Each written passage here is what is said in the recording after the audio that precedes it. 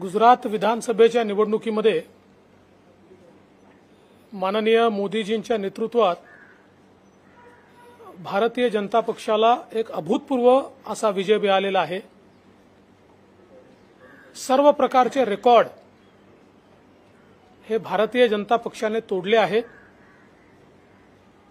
आणि यात सर्वात महत्त्वाचं 27 वर्ष राज्य केल्यानंतर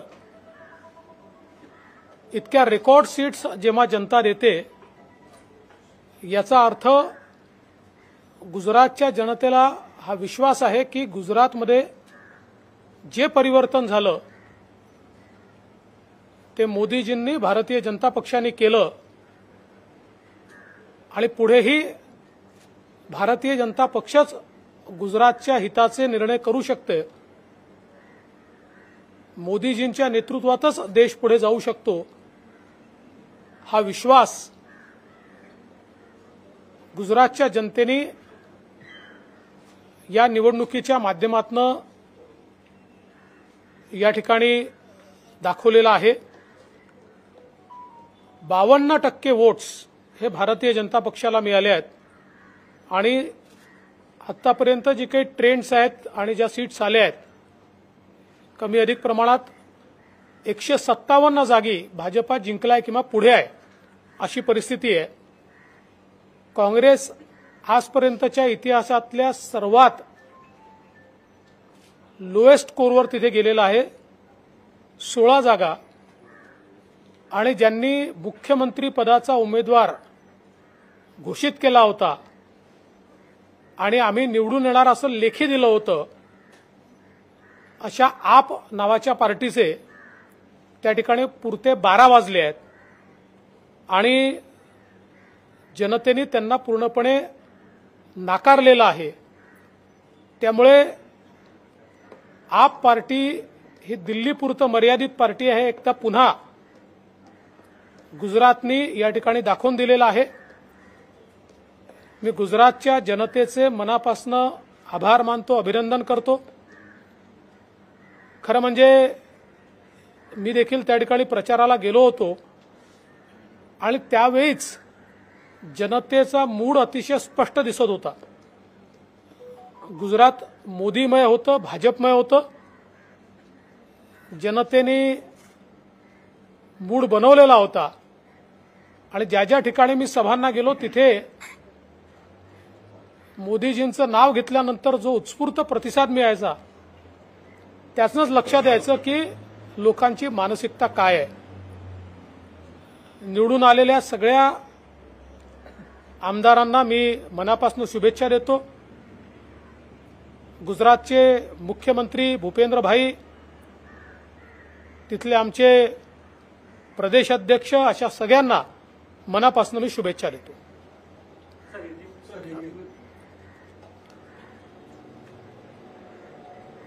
भारतीय जनता पार्टी ने प्रधानमंत्री मोदी जी के नेतृत्व में गुजरात में एक नया इतिहास रचा है। आज तक के सारे रिकॉर्ड तोड़कर 157 के करीब सीटें भारतीय जनता पार्टी ने वहां पर जीती है। एक अप्रत्याशित किंतु अपेक्षित विजय भारतीय जनता पार्टी को वहां पर प्राप्त हुआ है। 27 सालों के बाद फिर एक बार चुनाव को सामने भारतीय जनता पार्टी गई।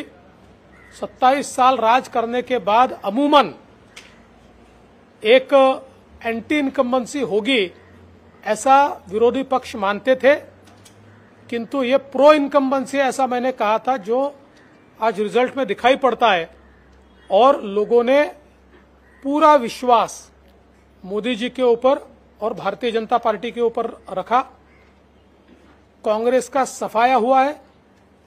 कांग्रेस ऑल टाइम लो केवल 16-17 सीटों पर वहां दिखाई पड़ती है और जिन्होंने अपना मुख्यमंत्री पद का दावेदार उम्मीदवार घोषित किया था ऐसी आप नाम की पार्टी ये पूरी मुंह के बल गिरी है।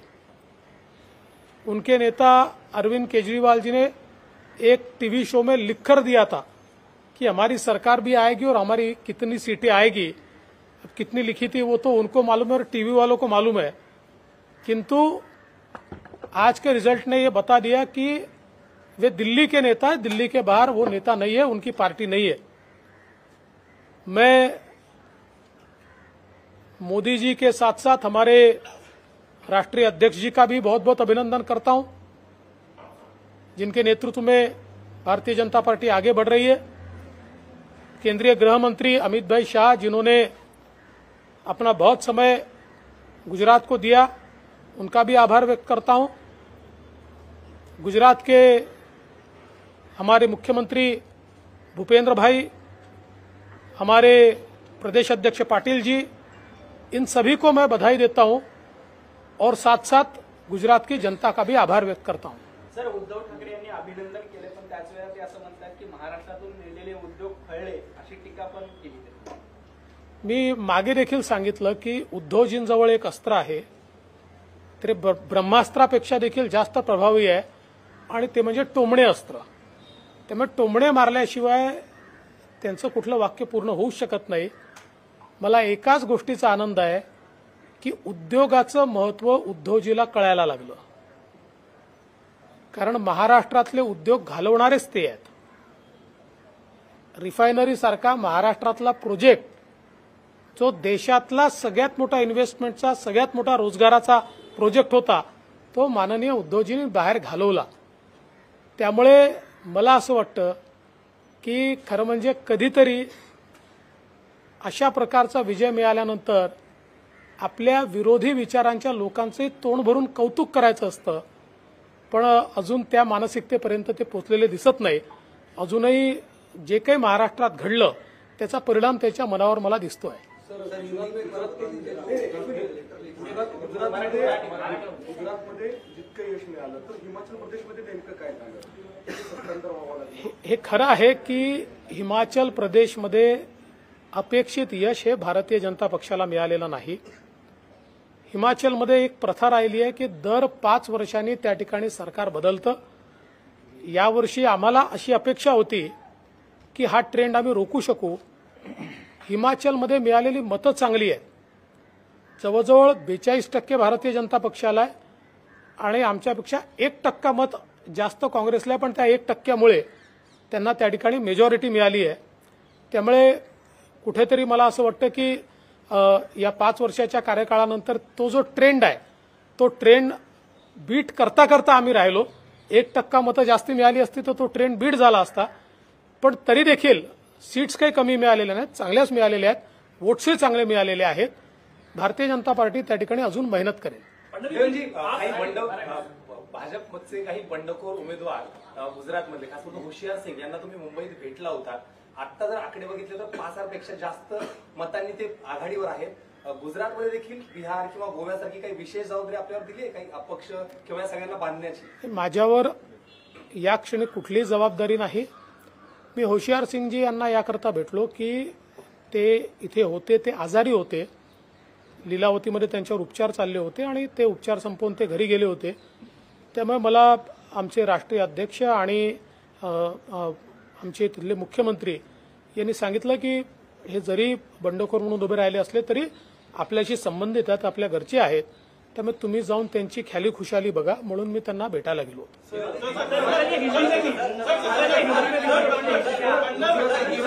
मराठीच खत्म करके हिंदी में नाही, आता तरी त्याच्यावर मी काय बोलणार।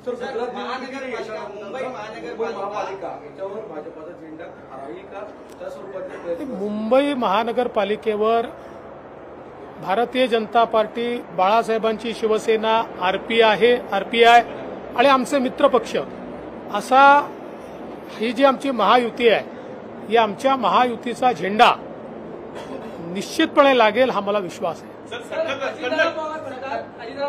कर्नाटक बँकेकडे खाती तुम्ही दिली, ते कुठेतरी झटपेवर बीट सोडण्यासारखं। खरं म्हणजे दादांनी जर नीट माहिती घेतली असती तर दादांनी हे वक्तव्य केलं नसतं। आता मला त्याची माहितीच आपल्याला द्यावी लागेल की नेमकं काय घडलंय। दुर्दैवाने दादाच त्यावेळी मंत्री होते। 8 डिसेंबर 2021 कर्नाटक बँकेचा राज्य सरकारकडे अर्ज, 21 डिसेंबर 2021 कर्नाटक बँकेशी करारावर स्वाक्षरी झाली आहे. त्यावेळेस कोणाचं सरकार होतं आणि कोण होतं? तेच उत्कर्ष स्मॉल फायनान्स बँक. 21 जून 2022 अर्ज, 21 जून 2022 त्यांच्याशी करार. जम्मू काश्मीर बँक 30 जुलै अर्ज, 21 जुलै 2022ला त्यांच्याशी करार. आणि यासोबत 9 डिसेंबरला महाविकास आघाडीने बंधन बँकेला, इक्विटा स्मॉल फायनान्स बँकेला आणि करूर वैश्य बँक लिमिटेड आणि साऊथ इंडियन बँक यांना देखील अशाच प्रकारचे खाते हँडल करण्याकरता ही परवानगी दिलेली आहे. त्यामुळे मला असं वाटतं की कर्नाटक बँक असेल किंवा उत्कर्ष फायनान्स बँक असेल, आमचं सरकार याच्या 1 वर्ष आधी त्यांनी दिलेलं आहे आणि आता तेच टीका करतायत. मला तर आश्चर्यच वाटतं. एक गोष्ट आपण यात लक्षात घेतली पाहिजे की मी त्यांच्यावर याकरता टीका करणार नाही. या बँकांची नावं काही जरी असली तरी देखील या फायनान्शियल इन्स्टिट्यूशन्स आहेत, या रजिस्टर्ड बँका आहेत. उद्या बँक ऑफ महाराष्ट्र आहे, याचं नाव जरी महाराष्ट्र असलं तरी देखील राष्ट्रीय बँक आहे. त्यामुळे उद्या बँक ऑफ महाराष्ट्र म्हणून कर्नाटकने आम्ही यांना खाते देणार नाही किंवा अजून कोणीतरी खाते देणार नाही असं म्हणणं योग्य नाही, ही प्रथाही योग्य नाही. तथापि कर्नाटक बँकेला ही सगळी खाती किंवा हे सगळे बिझनेस देण्याचा निर्णय आमचं सरकार याच्यापूर्वी आणि आजपासून 1 वर्षापूर्वी महाविकास आघाडीच्या सरकारमध्ये उद्धव ठाकरेजी मुख्यमंत्री असताना आणि अजितदादा पवार फायनान्स मिनिस्टर असताना हे देण्यात आलेले आहेत. आता एक अजून मी हे सांगू इच्छितो की या ज्या सगळ्या गोष्टी आहेत, या गोष्टी मी मुख्यमंत्री राहिलोय, फायनान्स मिनिस्टरही आहे. फायनान्स मिनिस्ट्री जी आहे ही आरबीआयच्या नियमानुसार करत असते आणि आरबीआयच्या रिकमेंडेशन अनुसार करत असते. एखाद्याला वाटलं म्हणून द्यायचं किंवा एखाद्याला वाटलं म्हणून द्यायचं नाही असा त्याचा कुठलाही अर्थ नसतो. सर, कर्नाटक सुरूच आहे. गदगमध्ये आजही गाड्या अडवण्यात आलेल्या, त्यांना तिथे घोषणाबाजी केलेली आहे, त्याच्या गाड्यावर घोषणाबाजी केलेली आहे. आजही ते प्रकार सुरूच. मला असं वाटतंय की यामध्ये काहीतरी राजकीय षडयंत्र आहे आणि 2 राज्यांमध्ये अशांतता पसरावी या दृष्टीनं काही लोक आता कार्यरत झालेले आहेत. कारण मी स्वतः तिथल्या मुख्यमंत्र्यांशी बोललोय, मी केंद्रीय गृहमंत्र्यांशी बोललोय. केंद्रीय गृहमंत्र्यांच्या माध्यमातून कर्नाटकशी देखील जे काही बोलणं व्हायचं आहे ते झालेलं आहे आणि दोन्ही राज्यांनी शांतता कुठेही कमी होऊ द्यायची नाही असा निर्णय केलेला आहे. त्यानंतर या काही घटना काही ठिकाणी होत आहेत, सगळीकडे होतात असं नाहीये, काही ठिकाणी होत आहेत. याच्या पाठीमागे काही राजकीय षडयंत्र आहे असा आता वास यायला लागलाय. सर, संजय राऊत यांनी आरोप केलाय की त्यांना धमकीचे 2 फोन कालपासून आले आहेत आणि त्यांच्या जीवाला काही बरं वाईट झालं तर सरकार यासाठी जबाबदार आहे. काही चौकशी या संदर्भात केली जाईल? नक्की. बघा, ते संजय राऊत असो किंवा कोणी असो, महाराष्ट्र राज्याचे जे नागरिक आहेत त्यांच्या जीविताची रक्षण करणं ही पोलिसांची जबाबदारीच आहे. पोलिसांना आम्ही निश्चित सांगू कुठले फोन येत आहेत, काय फोन येत आहेत आणि त्याकरता जी काही त्या ठिकाणी काळजी घ्यायची ती काळजी घेतली जाईल. सर, गौरी भिडे यांनी जनहित याचिका दाखल केली होती हायकोर्टामध्ये ठाकरे यांच्या प्रॉपर्टीवरनं. आज त्याच्यामध्ये राज्य सरकारच्या वतीने कोर्टात सांगण्यात आलेलं आहे की पोलीस गृह विभाग याचं प्राथमिक चौकशी सुरू करते. असे स्वरूपाचे काही आदेश दिले गेलेले आहेत? नाही, आत्ता कोर्टात काय झालंय मला याची पूर्ण कल्पना नाही आहे. त्यामुळे कोर्टात नेमकं काय घडलेलं आहे याची कल्पना घेतल्यानंतरच मी त्या संदर्भात बोलू शकेन.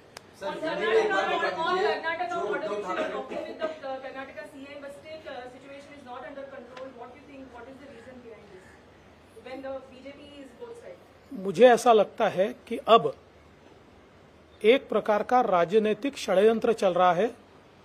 दोनों राज्यों में अशांति फैले इसका प्रयास कुछ लोग मिलकर जानबूझकर कर रहे हैं, क्योंकि मैंने स्वयं कर्नाटक के मुख्यमंत्री से बात की।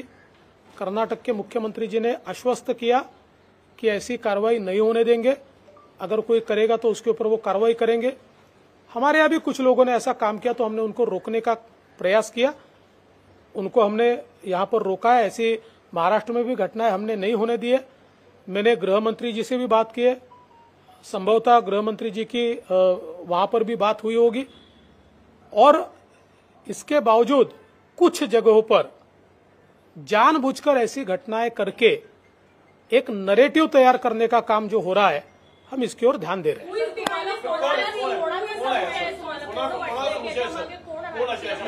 असं आहे की या संदर्भात माहिती लवकरच मी सांगेन, ती माहिती बाहेर येईल।